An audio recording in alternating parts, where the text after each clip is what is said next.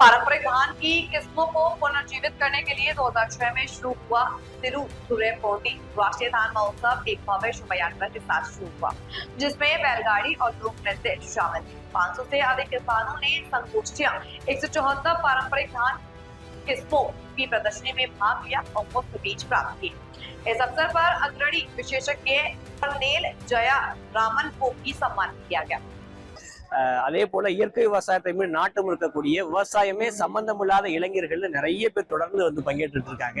அத்தனை பேருக்கும் ஒரு தெளிவு கொடுக்கக்கூடிய விளக்கம் கூடிய திருவிழாவா இருக்குது.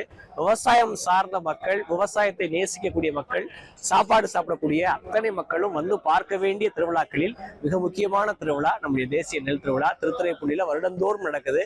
இந்த திருவிழா திருத்துறைப்பூண்டியில மட்டும் இல்லாம தமிழ்நாடு முழுக்க எல்லா இடங்களிலும் நடக்கணும். விவசாயம் சார்ந்த பணிகள் தொடர்ந்து ஜெயிக்கணும் அப்படிங்கிறது